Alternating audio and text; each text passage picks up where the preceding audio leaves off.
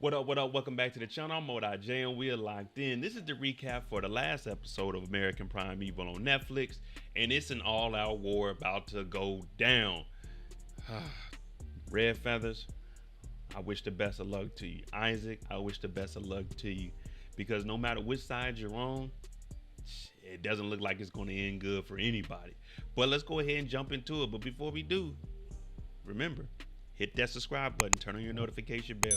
If there's any shows you like me to break down on Netflix, go ahead and comment them below. We're trying to keep this channel running every single day with new content. Whether it's a series of shows or it's just a new movie or something, let me know. But try to get it to be 2025. We will have a moment where we go back and do some older shows. But right now, we're focusing on 2025 in the future.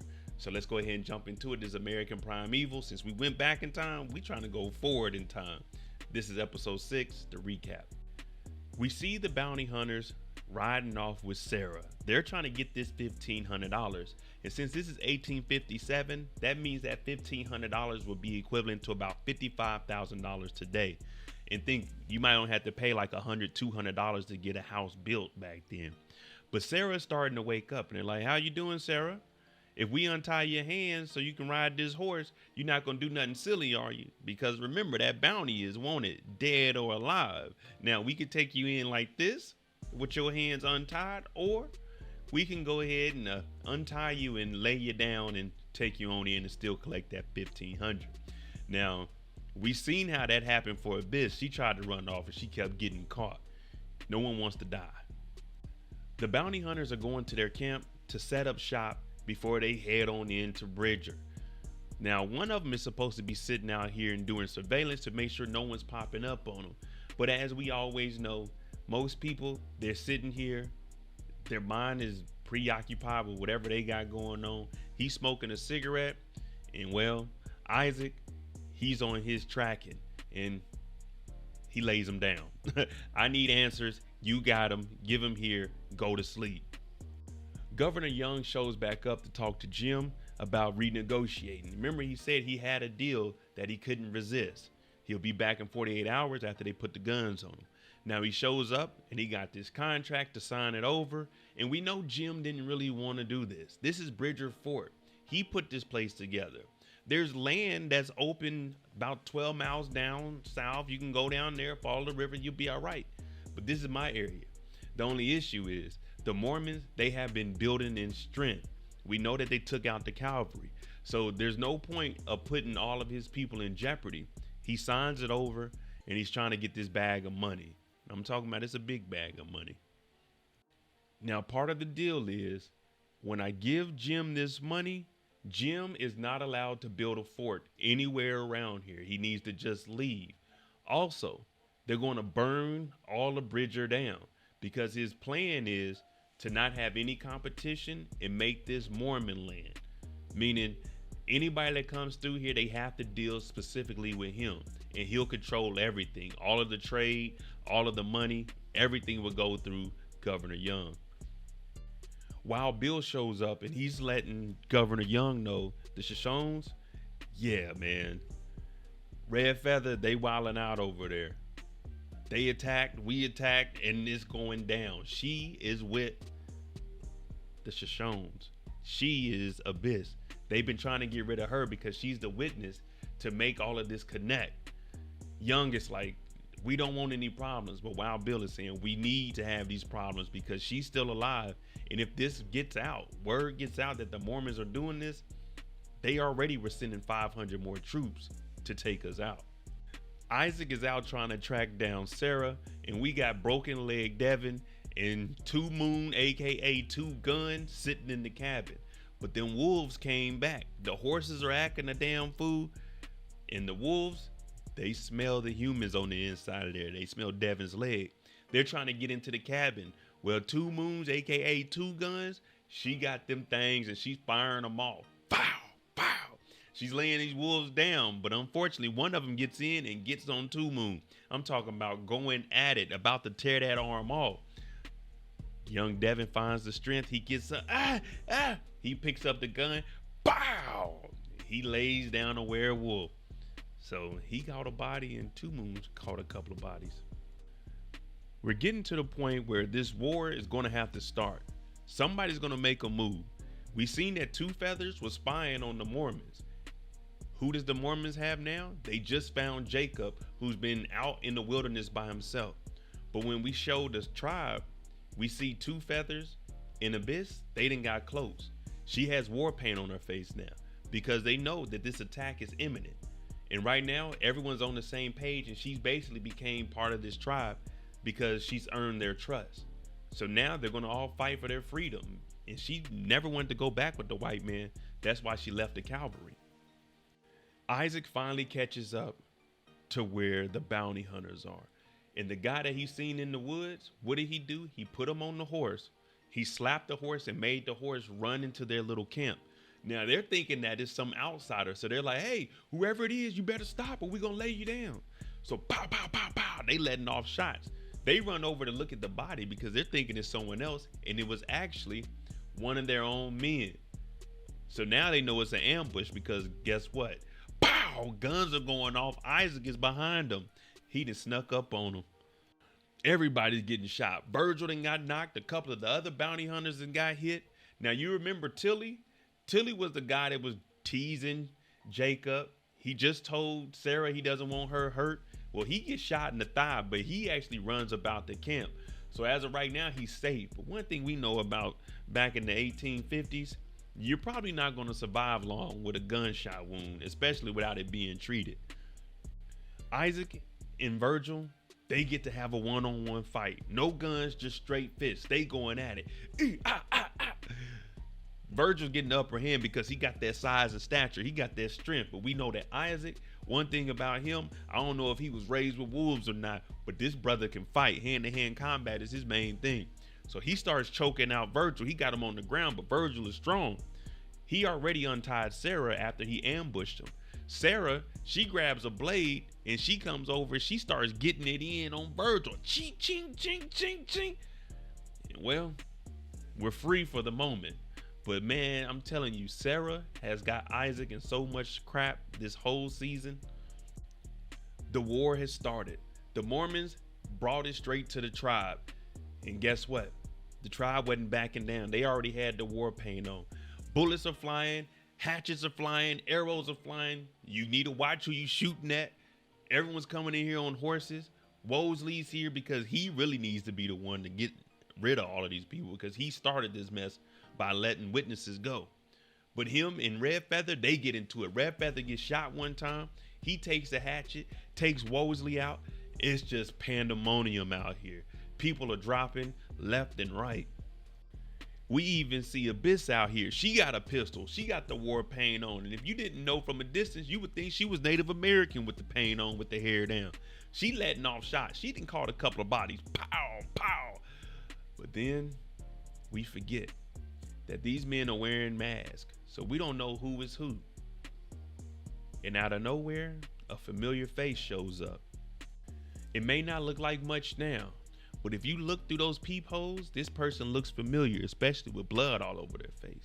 It turns out Jacob, he rode in with the Mormons because he's trying to find his wife and he wanted to get even with Red Feathers because they're the ones that he assumes tried to scalp him. Well, he rides through here and he gets the fire in and he sees one of these Shoshones out here. And what does he do? Shoots him. But when he gets close, he notices that this isn't a Native American. The person Jacob then shot was his wife, Abish. Now, she was trying to shoot at him too, but neither one of them could tell who they were. She got the war paint. He got the hood on. Well, he laid her down, and he's quick draw with Jacob. But he goes over there, and he sees her, and he's kind of laughing because it's bittersweet. Like, I finally found my wife, but I shot her.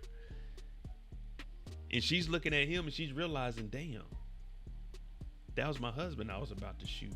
But I don't think that she was really liking Jacob like that. Remember, she was going against him in the beginning. But now they came together and he kisses her because they're finally reunited after a couple of weeks. Red Feathers, he done been shot. He's fighting people. His son, Young Elk, comes over here. He's hugging him. But no one cares about none of that while this war is going on. They done shot up 2 feathers, or should I say red feathers. I said 2 feathers because one's going to be for him and the other one's going to be for his son, because red feathers isn't making it out of here. His feathers will be red. R.I.P. to red feather. It's just too much to bear with. And if you remember, Jacob told his wife when they were riding into Bridger, listen, I don't know what I would do without you. I live for you. I'm going to protect you as much as I can. So now that she's gone, he doesn't have anything to live for. So he picks up that same 4.5, that Colt 4.5, and puts it up under his chin, and R.I.P. to Jacob and Miss Pratt. Damn. We're losing all of them. After the massacre of the Shoshones, the witnesses are gone. Jacob's down. Abish is gone. Wild Bill rides back to tell Governor Young, hey, everything is taken care of. So now they're good to go. Now Sara is still out there, but this is not their problem. That's the bounty hunter's issue. So Governor Young, he's like, all right, now our next move can start. And we know what the next move is. That's going to get Jim Bridger's land, taking over the fort, and tearing it all down. So Governor Young, everything he wanted is coming to fruition. Back at Fort Bridger, we see Sammy up at the bar. We got Jim at the bar. He gives Sammy some money because he just got the big bag from Governor Young. And he tells him good things don't last forever. But as he's walking out the bar, he tells all of the mountaineers and everyone that came here to settle, he said, listen, we're about to close up shop, but everything behind the bar is free. So he's giving up everything. Remember, that was part of the deal. He got a deal that he couldn't refuse, and he has to get rid of everything. So everyone's going crazy. They get at least a free night of drinking. Maybe if you grab a couple of bottles, you can have a couple of nights of drinking. Jim Bridger leaves his bar. He goes back over to his office, grabs his bags of money, put on his fur coat, and he's just walking out. And he's watching the Mormons burn it all down. But for him, he made a bag, and it was inevitable. They were going to come and take this land one way or another, and it wasn't worth dying over. Now, all of these other settlers and mountaineers and Native Americans, they'll have to find somewhere else, but he's just going off into the woods to live the rest of his life. But that's why he said he needed enough money that he didn't have to do anything else. If you remember back, Isaac and Devin, they were down by the water. And Devin wanted to ask him, what was that on your hand? Well, he's finally telling them, because it seems like we have a clear path to Crook Springs. And this circle with the lines is actually his family. Now, his family is the circle, but then individual lines is his wife, his own child, him, and that's what that represented on his hand. Now, what he's doing is actually making a brace for Devin to walk with, actually a crutch, but he's playing that father role for Devin. Even Sara sees that Isaac, he's getting a little close, a little sentimental. He done made a crutch. He's like, man, that's beautiful. She's like, wait a minute, did I just hear something? So he's like, what are you talking about? Did you hear something? He grabbing his gun thinking there's something about to go down. But she's like, oh, you have a heart. There is a pulse. Because remember, this whole time he was hard. He didn't want to let nothing get in, show no emotion. That's because he was in pure survival. But now the bond between these two is very strong. They get to about a half a mile away from where Crook Springs is, over the hill. And this is where Isaac breaks down the truth. He's like, you're about to go down there with your husband. Y'all clean up. I'm not going to go into Crook Springs. It's just over the hill. She's like, well, okay, yeah, I understand that. I don't want Devin's dad to think it's anything. But what do you think about California? Would you want to go to California? He says, nah, California ain't for me. I lived in California and I understand what he's saying. Very beautiful ocean, lovely to look at. Too expensive. He said he needs to stay in the wilderness because all he knows is survival. That life, it ain't meant for him. Even little Devin is crying. He wants Isaac to escort them into Crook Springs. Devin, you got a father there. But Devin's like, I don't care about my dad. We don't need him. I want Isaac to take us. Sara walks over to Isaac. They shake each other's hand. Isaac is standing firm, man. He don't want nothing to do with Crook Springs. Plus, she already got a life. She's on the run. We might be on the run for the rest of our life. He needs to stay here. This is what he's good at, surviving. Come on, guys. You know it wouldn't be a love story if there wasn't a good kiss in here. Well, before he rides off into the sunset and they go to Crook Springs, she's over here crying, talking about that smile that I want to wake up to and see. It's you, Isaac. It's you. He's like, I hope you find it. But they get to kissing. She's crying because she didn't want Devin's dad to see that she was kissing on another man when they rode into town. But after all he did, at least he gets a kiss out of this. I guess in 1857, this was a good thing. Damn. They would have made a good couple. After Isaac starts to ride off, he notices something in the snow. And this is a little doll. This doll, if you paid attention to the details, this doll was by the little French girl whose papa set them up. But if you remember, Tilly, they put it on his horse as a gift when he left after they killed everybody. Well, now, how the hell did this doll get all the way over here? This has Isaac wondering, like, wait a minute. Somebody has been following us and they're still after Sara because this doll was part of the setup. It turns out it was Tilly. Tilly creeps up on them. Sara and them were supposed to ride off. They found the money in their pockets.